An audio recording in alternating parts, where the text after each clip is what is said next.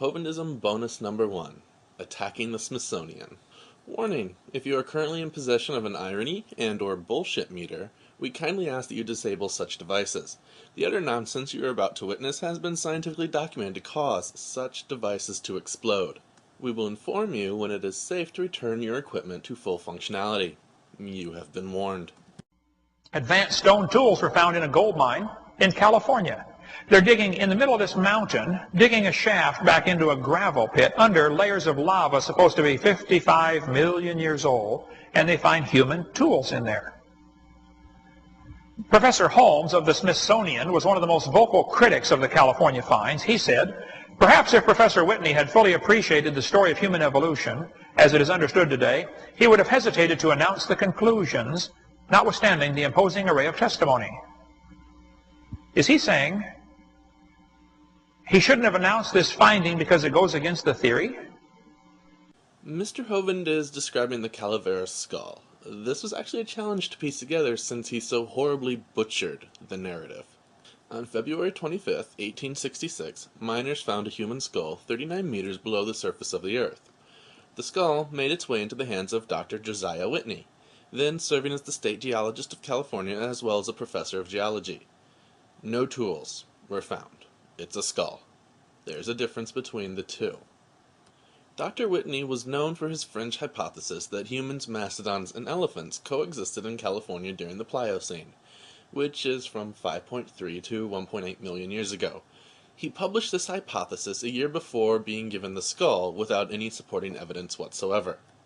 Dr. Whitney then claimed the skull to be definitive proof of his hypothesis. This claim was immediately challenged. Is that what he's saying? Dr. N.H. Holmes actually stated that the site showed clear signs of intrusive material. Upon interviewing the miners, he encountered conflicting testimony regarding the find. Given this evidence, Holmes cautioned that the find was a fabrication. His conclusion was justified when several miners admitted to placing the skull from an Indian burial in the mine as a prank on other miners. That's exactly what he's saying. And folks, I'm telling you, there are people that are so dedicated to that stupid evolution theory that they will block out from their mind and from print, if they can, anything that goes against it. They defend the theory with religious fervor. Mr. Hovind's version of the account is derived from Michael Cremo's claims. Cremo, a Hindu creationist, claims that modern humans have existed far into ancient antiquity and are actually de-evolving away from unity with Brahman. Dr. Holmes was affiliated with the Smithsonian in the 1890s. He died decades before Mr. Cremo was born. Cremo has been selling his pseudoscience for over a decade. No one has silenced him, in the same way that no one silenced Dr. Whitney. Smithsonian is very responsible for doing a lot of this stuff of hiding evidence against evolution. It's so well hidden that only Far Out Adventures of the Best of World Explorer magazine, which also claims that Egyptians settled Arizona, can find it. In the 1950s, Thomas Lee from the National Museum of Canada found advanced stone tools in a gravel deposit. The problem was the gravel deposit had been dated at 65 to 125,000 years old, which is way too old for humans to be in Canada.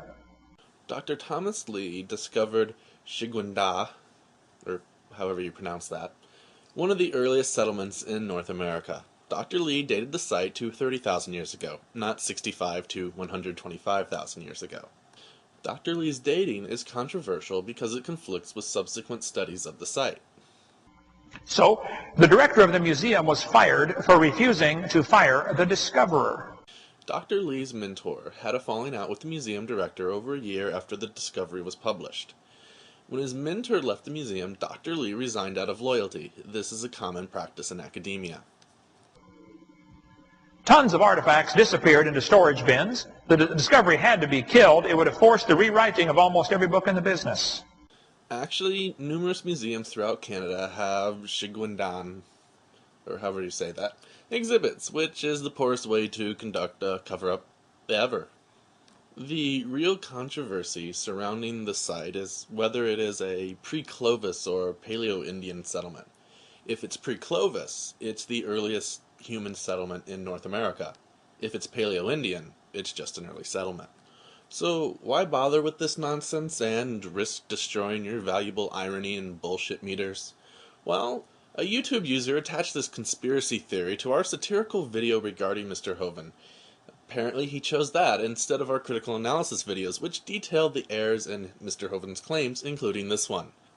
What follows is Mr. Hovind's original conclusion to this side topic, as well as the YouTube user's chosen ending.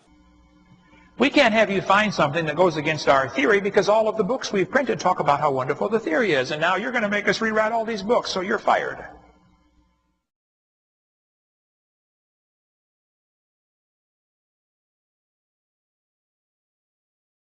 For those of you so inclined, we have left a link to this Hovind Parrot's video in the video description so that you may impart some knowledge on him and correct his epic fail. It is now safe to return all irony and or bullshit meters to full functionality. As a quick conclusion, we're just going to tell you why we made this video. Many people question, do people actually buy into this Hovind nonsense? Well, here's somebody. Go ask them why. Stop asking us why. Fancy references, the scourge of all creationism. If only they knew how to use Google. Perhaps then they'd be a threat.